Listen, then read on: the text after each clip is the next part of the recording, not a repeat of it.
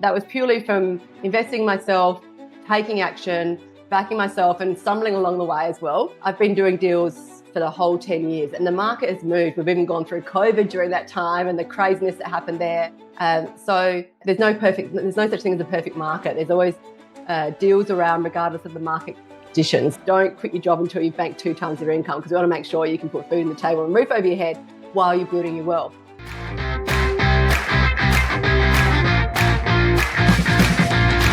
Welcome to Leading to Profit. I'm your host, Kevin Bees, and I've dedicated my career to empowering business leaders like you with the leadership skills, performance psychology they need to build thriving businesses. Are you ready for immediately actionable strategies from world-class profit leaders? Let's dive in. This is Leading to Profit. Here we are, episode 263 of Leading to Profit. Today we have Amanda. Amanda is a 7-figure residential property developer who has created 89 homes across 21 projects worth over $59 million in revenue for her development business. Now, with each project, she's generated 6-figure profits and building a 7-figure wealth. Now, in 2020, she was doing so great at this, she was tracked down by people to help her, for them to get help from her, to help them achieve their own financial freedom. And so she created the Rising Star Developer to help teach people how to create financial freedom through small-scale property development. And now with her signature Inner Circle program, she helps hundreds and maybe even thousands of students to create that financial freedom. So Amanda, welcome to the show today.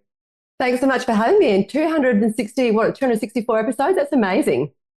Here we are. Yes, it's been going for a while and we really love it. Someone asked me the other day about, hey, Kevin, do you get a return on investment from doing this podcast? And I'm like, I do, from the people I meet. Like, I love the energy and the wisdom that I get from this. And, it's a passion of mine. And I love meeting amazing people like you. Now, you're not like every other person we meet. You've had success in multiple different arenas. So you've made success. You had success, I know from before, in your corporate field. And then, of course, you went into developing, and now you're having success helping people with developing as well. So tell us about your journey. Tell us about maybe that first deal that you chose to do and how it helped you to create success in your life. Yeah, well, I think I'll take a step back to where this whole wealth creation journey actually began for me, because I had evolved from the corporate life. So I was I was originally an accountant, and then moved into business advisory and then management consulting and then business development and IT. So I sort of followed that corporate path. And then it wasn't until I had children. So I had my first child in 2008 and then one in 2009 and one in 2010, which is crazy. 3 kids under 2.5. I'm not sure if I'd recommend. It was short-term pain for long-term gain. Anyway, it was the driver. It was when our third child was born, because I had to go back to work between each time I had a child, because we had a really big fat mortgage that required both of us to be able to service that debt. So I think my first daughter was like 2 months or 3 months, having to hand over a 3-month-old child to childcare because I had to go back to work. And the same with the second. And then the third one, I remember it was day 2 after having her, and I had a 15-month-old and a 2.5-month-old bouncing on the bed behind me, 2 sleepless nights. Newborn in my arms. My husband goes to me, you know what, Amanda, why don't we invest in property? And I looked at him and went, hey, are you kidding me? Like, I must have just given him the biggest death stare, because it shut the conversation down. But what happened is, when I had to go back to work again for the third time and take all 3 of my little girls to childcare, that seed that I had planted burst through the surface. And I thought, you know what, I can't keep doing this. This is not the way that I wanted to be able to live my life, or the sort of mother that I wanted to be when I chose to have kids. So I ended up being like a mad woman. So I was working, I was dropping my kids off to childcare, and I was going to educational seminars and just learning about property. And so we started investing in property. So we bought some investment properties, bought 1, 2, 3 within 18 months, and we were property investors, and it was going to give us the freedom that we wanted. And then what happened is, like most investors, we actually hit the bank's glass ceiling, because we had our big fat mortgage, but then we also had $1.5 million of investment debt as well. And it wasn't going to be able to enable me to get rid of my job to be able to then be more present with my kids and get another childcare. So then I was like a mad woman again, and then started looking at other property strategies, and then got into renovation, and then did a few reno flips. But that was like another job in itself. Like, I'd drop the kids off to childcare, then race to my job, and then at lunchtime I'd race to Bunnings and get materials, and then meet tradies in between the lunch break. And I was like, oh my God, I've actually just created another job for myself. And I made money. Like, I made 20K here, 40K here, 60K here. but it wasn't the sort of wealth or the money that could actually enable me to say goodbye to my job because we still had this massive amount of debt. So I kept on learning. And then I got exposed to, I was trying to find off-market deals, and I got exposed to this option strategy to secure deals without using your own money. And so I learned about that. And when I was being educated, I then got exposed to the concept of property development. And I remember sitting in this room going, who am I to be a property developer? I'm a mum of 3 kids. I'm in the corporate world. I don't know anything about property development. That just seems ludicrous. But the more that I opened my ears and opened my mind to the concept of it, and I thought, hang on a second, you know what? Why don't I give it a try? Because it just seemed from what I was hearing that it was a sort of, because you were requiring other people to do things rather than you yourself, it seemed like a strategy where it would help. It wouldn't take a lot of time, but the returns that I was hearing, I was like, hang on a second, these returns look amazing. So I thought, you know what? I invested $40K in my education to learn about it.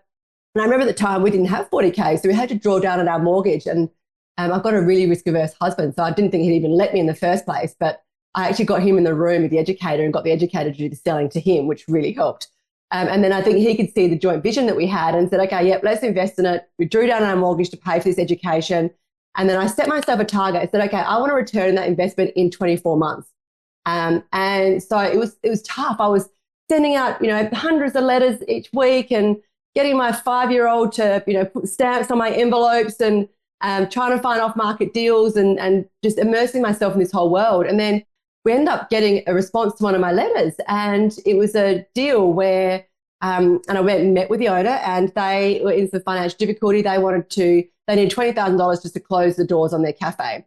And so I spoke to them and always going with the philosophy of win-win, which is really what's important to me. We ended up deciding that they were going to keep their house. They were in a really big block of land, but they didn't want, the backyard was massive. They didn't want that anymore. So we decided that, okay, well, first, if I was going to buy the proper whole site, it's going to be $550,000. And then if I could get one on the back, it'd be, I think, $150,000. If I get 2 on the back, it's going to be $180,000. So put the option in place, and then went about it. Council said no to 2. They said yes to 1.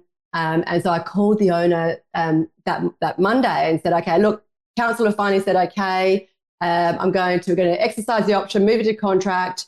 I'll send you the $150,000, within whatever the contract terms were. And then, there's your money, and I'll go and do my first development, just being a single battle axe or hammerhead block with a single home in the back. So I thought, okay, awesome, I got my first deal. It's great. And then I got a call on the Thursday, and it was from his wife. And he said, I saw you spoke to my husband on Monday. And I said, yeah, I did. And she said, oh, well, actually, he had a heart attack on Tuesday and has passed away. And it was just, I remember I was in the aisle of Big W with 3 young kids running around the toy aisle having this conversation. And it feels surreal now. And she said, look, I can't stay here after what's happened. I just need to move on. This is our home that we grew up in and that we, had our life in. Can you just please take the whole site? And how she had the clarity of thought to even think like that at that time of her life she was an amazing woman. And so what I thought was going to be my first deal, just a single 1 block, house at the back, ended up being a 5 site. So I took over that whole block and then put 5 homes on this block. And from when we when we moved to contract, from when I settled until when we sold these homes, that first deal banked me $447,000, took a massive chunk out of our mortgage. And it was 18 months from when I invested in myself and when I wanted to get a 10 times return on my investment. And I did it within 18 months, which was amazing. And then from there, I found another deal, and then the business escalated from there. But that was purely from investing in myself, taking action, backing myself, and stumbling along the way as well. And we took a big chunk of our mortgage. I found another deal within 2 years of investing ourselves and deciding to take the plunge in property development. We'd paid off our mortgage, and I was able to leave my job, and things that changed so quickly. And that cycle from when I first decided to invest in property, or that conversation with Al, which was July the 7th of 2010. And it was, I think, like December the 14th of 2015 that we'd paid off our mortgage. And it was only within 18 months of deciding to do property development. And then it's just gone on from there. So that's probably a long-winded answer to my question, but that gives you the background and the story of that. And what a great background. I guess there are a lot of people listening who would love to be in that position to pay off their mortgage, or maybe some people who paid off their mortgage and actually would love to create additional income or wealth to do other things that they want in their life. So now, like fast forward, that was 2015. You've gone ahead and done 21 projects now, over $59 million, in revenue for that, which is, absolutely incredible. You're helping other people to do the same. So is the market still able to achieve the kind of returns that that you achieved in the 18-month period when you started? Yeah, look, absolutely. So I'm in the trenches now, still doing deals. I've actually got 3 deals on the go right now, and I'm actually about to secure a 4th one today. So I've been doing deals for the whole 10 years, and the market has moved. We've even gone through COVID during that time and the craziness that happened there. There's no such thing as a perfect market. There's always deals around regardless of the market conditions. So whether the market's going up or down, you've got to remember when you're doing property development, you're actually manufacturing the wealth in the profits. You're not actually relying on the market conditions. I mean, for example, the boom that's happened post-COVID, that's certainly had been the icing on the cake. And we've made probably the most money on our projects we ever have during that really, really tricky time when building costs were going up and there's supply challenges and a lot of building challenges that we were dealing with. That's how the most profitable times as well. So, so you can absolutely, in any market, you just need to make sure that when you're looking for deals, you know how to do your numbers on the deals, your feasibility, like the numbers tell you whether to go ahead with the deal, and that's all driven by your feasibility model. And then also the whole risk layer as well. I'm married to a really risk-averse husband, so this has been drummed into me from day one. So we just make sure we manage our risk for every single project, and none of us have a crystal ball, right? So whenever we take on a deal, we don't know what's going to happen in 18, 24 months, right? So we need to make sure that we're building a contingency and buffers into our deal so that if interest rates go up, and they certainly have in the last, few years, that you're still going to be okay and you're still going to make money. And it's now 24 deals, about to be 25 today. Every single one of those deals over the past 10 years has always made a profit. And we've had challenging times. It hasn't always been smooth sailing. We've had had COVID where we had to sell a lot of product cheaper just to make sure that we de-risked ourselves. And we've had supply challenges and we've had market conditions. So even with those challenges, we've still made money in every single project because we manage our risk accordingly. Okay. And so it comes down to selecting the right site, the right project to really put your energy into. Absolutely. Creating this financial freedom for yourself, like what has it meant to you and to the life of your family? Yeah. And look, we never had aspirations for big wealth. Money doesn't really drive us. I mean, we love making money. Of course we do, because it enables us, is what money enables us to do. For us, the whole driver behind why we even went down this path was to get control of our time, because you can get more money, but you can't get more time. And like my children now, I've got 3 teenage girls. They're 15, 16 and 17. And the 17-year-old's now driving and in year 12 at school and really starting to have her own life. And those years have just gone by so quickly. And one thing I'm really grateful for is a decision that we made back in that 2013 at the time. I've had those 10 years where I've had complete flexibility of my time. I've still worked hard, absolutely, but I've had flexibility. So if one of them gets, during the school holidays, we can go and travel and I can still keep business float around that. But we've had the flexibility, and that has probably been worth more than money. So I'm not sure if I answered your question there, but yeah, answered it perfectly. Because I guess, like you say, you could always find a way to make more money, but we've got a finite amount of time on this earth, and if we can't spend it, or use it the way that we want, then we're, well, what are we doing? So I think there's probably many people listening who maybe have successful businesses, but don't necessarily have the financial freedom, the time freedom that they would really like. And so having a bit of a black belt in business, when a business is great, but also having a black belt in investing, making sure that your money's being put to work for you sounds really important.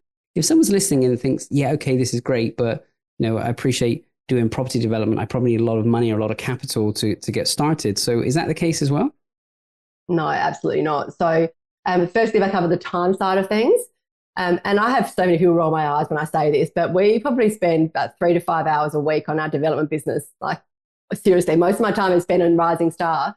And the reason that is the case is because you have all the consultants doing things for you. So you brief the designer, they go and spend hours in CAD designing your project.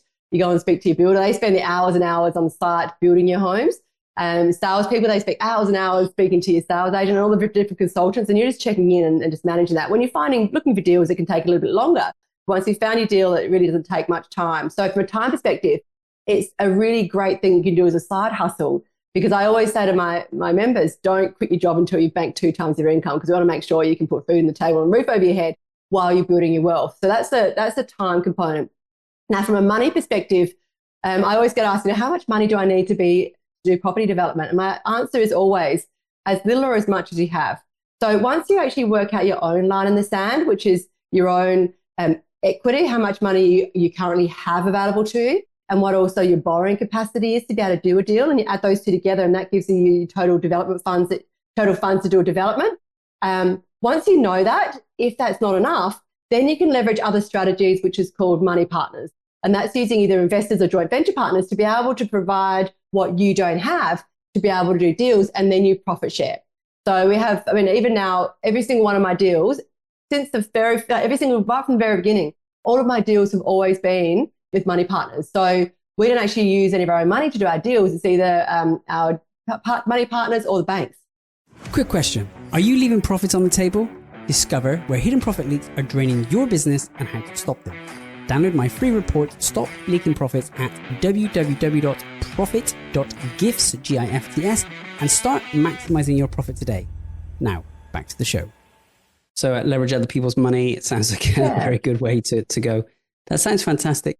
And so as you have students come in and work with you, what are some of the things that you're seeing happen? Like, how quickly are students managing to create success, and maybe what challenges do they have to overcome in this journey?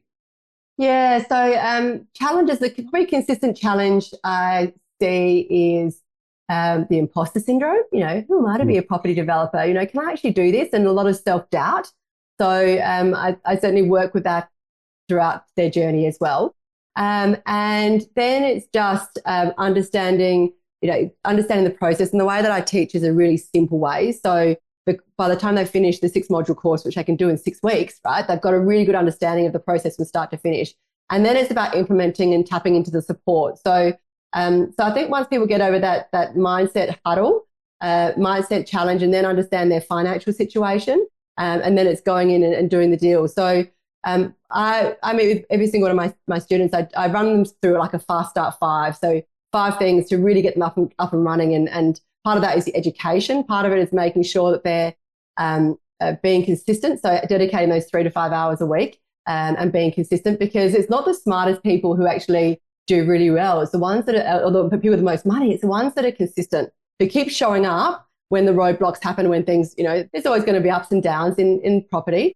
And for those that are really clear on why they're doing this in the first place and keep showing up and being consistent, they're the ones that do really, really well. In terms of results, that really varies depending on people's circumstances when they're coming into it. How much time they're going to dedicate to it, how much this is really going to drive them. But what we do is every single year, I run what's like a 6- and 7-figure club, which I absolutely love. I launch it towards the end of the year. And so anybody that's banked a 6- or 7-figure profit in those 12 months, we get to celebrate them. And we, that the number of those people, last year it was like we had 1 7-figure club member. Actually, the last 2 years we've had a 7-figure club member, and then we've had 5 or 6 6-figure club members. And you guys got to bear in mind there's a lead time, right? Because it can take 12 to 18 months, 24 months before they, to get that milestone. But that number is growing every single year, which is amazing. So, and there are only people that come forward and say, hey, I want to be recognized. There's also a lot of people who are doing amazing things that don't necessarily want that recognition in public forum as well. So what I do love though, and one thing that I'm really, really proud of, is the community that I've created, because we have this Facebook group where all the students connect, and we've got state-based chats and people are catching up and supporting one another. And so someone will put a question in our Facebook group, and quite often it's answered before I even get there, because we've got people from all different business backgrounds, walks of life. And it's the space which I've been intentionally, it's the space for us to share and support one another and connect. And so there's people doing, joint venturing in there as well. And if people are having a challenge, people lift each other up. And that's also a really big part of the journey, right? Because in business, it can be a lonely journey, especially when you're doing property, when you're plugging away at your computer, finding deals and doing all this great stuff. you can't necessarily always have that conversation with your family or your friends go, hey, guess what? I just got a deal today. Or guess what? I just banked 6 figures. How cool is that? And it is amazing, right? Because you've gone through that journey. But to be able to have a group of people who actually go, that is awesome, well done, and celebrate that success with them, I think is really, really special. Yeah, really special because I guess if the other people around you aren't playing the same game, then they'll be fearful of the risks or they'll be maybe even jealous of the returns that you made. You mentioned something in there about the ups and downs of the journey. And I recognize, for your journey of property, for your journey of business, no doubt you've had many ups and downs. I'd love to hear from you. How do you handle that, or how do you help your students handle that? Because there's an emotional component, which I guess there's the strategy in the step by step, but how do you handle the emotion of, hey, the deal's worked or the deal hasn't worked? Me personally or with students? Yeah, you or maybe even how you help your students. Yeah, so for me personally, I always keep the big picture in mind. So, there's when curveballs happen in business and in life, I have this philosophy where I say to myself, this too shall pass. And will this matter in 12 months, 18 months, 24 months? So I always keep that in mind when challenges do arise. So whether it's like an issue on site or whether it's for whatever reason, I always keep the bigger picture in mind. And that's what helps me get over the ups and downs. And then I think with the members in my community, it's the support that really helps them navigate through those ups and downs, knowing that as a challenge arises, that they can tap into support to help them overcome that hurdle. And that's really, really important. It's actually so true because we can lose sight of the big picture when we're in the weeds of what's going on and we're feeling the pain of whatever it is, whether it's investment, maybe your stock market is, just tumbled. I guess in that moment, you're so focused on the pain of what is actually, if you step back and look at the bigger picture, you're in for this company for a long haul. Well, pull out 5 years, 10 years, 15 years, the market will correct itself. It will go back up in the direction, if you're holding a good quality company, of course. Hey, Amanda, that's so powerful. And the idea of the community is important. So many of us in business can be lone wolves doing our own thing. And so it's great to go and have a community you can go in, bounce ideas off and share things with. Now, Amanda, one of the questions we ask on the show, we say that good leaders have great answers and genius leaders have great questions. So I wonder, what's one question you've asked has had the biggest positive impact on your life or your results? A question that I've asked myself? Well, perhaps I'm not a genius because I don't have a question at the top of my... I don't know. I'm always looking for, I guess, not necessarily questions, but for me, with whatever I do, I'm always looking at ways that I can do things better and make a difference. So whether it's me building homes for people to be able to create lives in, or whether it's me helping people through my Inner Circle program for them to achieve financial freedom, whatever I do is I live a life of purpose, and I want to know that my legacy is that I've made a difference in this world. So I think mine's probably not necessarily a question. Mine's probably more philosophical in terms of what drives me and what enables me. So I guess it comes down to what your definition of success is. And for me, it's about living a life of purpose, making a difference in the lives of others, and know that when your time is up, that you left the place better than when you arrived. Yeah, beautiful. And you encapsulate that philosophy in your question very well, because the one I heard there was, how do I do things better and make a difference? And that really encapsulates that philosophy. You said it depends on what your definition of success is. I always like the definition by Earl Nightingale, where he says that success is the progressive realization of a worthy ideal. And I think it comes back to your big picture, because if you have a big picture, worthy ideal of where you're going, and you're making steps or progress in that direction, you're always a success. You're not necessarily a success when you've done that deal or made that deal happen. You're a success that you started the deal, you found the opportunity, you're still dealing with, the trades, even if things aren't going the way you want them to. That's success. So I really love that. And I think it's a really important philosophy, because if we're continually improving, continually making things better, for ourselves and for others, then I guess you can get to the end of your life and look back on it and feel as though it's been a life that's been very well lived. I wonder, with all of the things that you shared today, do you have a tip that maybe our listeners can take away and start to implement immediately? I think have a think about the bigger picture of your life, where what you want out of life, and once you understand that, what do you need to do to make that happen? I'm not sure if that's really one tip, but I think you want to be able to get up in the morning and go, awesome. What am I going to do today? and have fun in life. So I think living that, I'm drawing back to purpose all the time. And I think sometimes in our busy world, with especially the noise around us with social media, I think sometimes we forget to ask ourselves the question, what do I really want? That's probably can go back to the question you asked me before. What do I really want? Is it that I want more control over my time? Is it that I want to get the bank off my back? Is it that I want to be able to travel more? Is it that I want more time with my kids? And this actually comes back to it's something that I teach my mastermind group. Is I play this video. It's from Oprah, and one of the questions is about building your vision. And I think you might have probably seen this as well. And it comes down to asking yourself that simple question: what do I really want? And really marinating that and thinking, okay, and when you get the clarity on what it is you really, really want, then you can make better decisions about how you're going to get there. Got to start with the end in mind. If you don't know what you want, you're never going to get it, are you? So yeah, I think it's really important that you actually take the time, take some space, get a pen and paper and actually write that down. It's otherwise we have these ideas kind of knocking around our head and we think we'll get to that someday. But if we don't actually stop, write it down, then we're never going to make any forward action towards it. So yeah, what do I really want? I asked Brian Tracy the same question. He answered the same thing. He said the most important thing you can ask is, what do I really, really want? Right. And so I think it's you're on to something really key here. One other way that you can do that, I guess, is sometimes coming up with the idea of like a bucket list. What are the experiences you want to have? What are the things that you want to create in your life? That may be an easier way. Some people really struggle with the idea of answering what do they really want. So one way that you can frame it differently, because some people go towards what they want, some people go away from what they don't want. So one way you could do is, maybe imagine you're sat in your rocking chair at the end of your years and you look back across your life and maybe ask yourself a question in different ways. What would I regret if I didn't do, or what would I regret if I didn't have that experience? So I love that question, Amanda. That's really, really powerful. And so as people are listening, maybe they would regret if they got to the end of their life and they didn't have the time freedom that you speak about. And maybe they're thinking that, hey, property development may be a really great way to go about making it happen. So if they're interested to know more about Rising Star and the things that you do, how can they come and find you?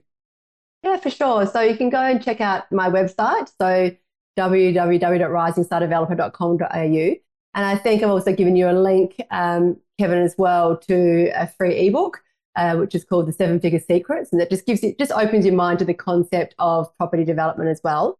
And then from on there, if you want to learn more about it, you can get access to the Cash Flow Accelerator, which is just the program where I just talk about how you can use property development to create cash flow. And then also I go through the high level process of how to do property development as well. And it's more just to open your mind to go listen to it and go, hang on a sec, is this even for me? Because it's not for everybody. But for those who want to really be able to create those larger sums of wealth, and for those of you who are going to consistently show up and dedicate time to make this work, and to those of you who really at the end of the day want to be able to get some time freedom, to be able to create that wealth, be able to get control of your time. And I'm addicted to property. When I'm driving past, I'm looking at building sites and blocks of land. We just actually had a house demolished last week, and I posted a photo, and it's like I get so excited when I see a blank block of land, like dirt. And so I'm thinking, that's a bit weird.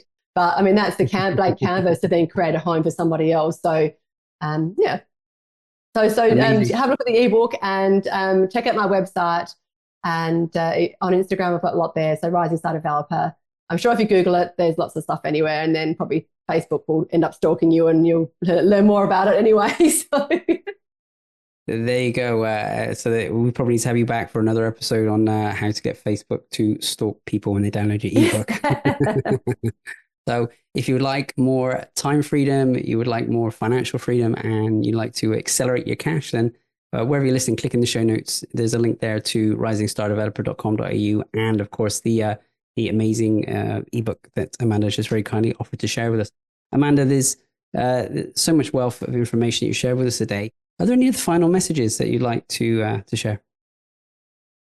I just think just back yourself. If whatever it is, whatever your answer to what do you really want is, go and back yourself. Life's too short to think, okay, I'm not good enough, I'm not enough, or whatever little imposter syndrome voices in your head.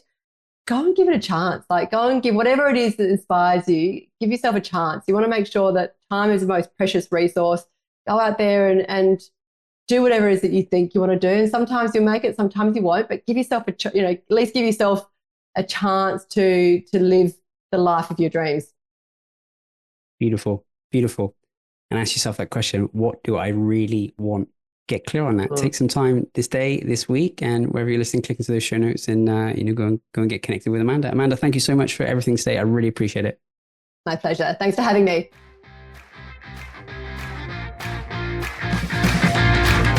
Thank you for tuning in to Leading to Profit. If you found value in today's episode, please subscribe and leave a 5-star review. It helps us to reach more leaders like you who are committed to maximizing their positive impact and profitability. Until next time, this is Kevin Lees, and remember, you stop leaking profit when you're engaged in leading to profit.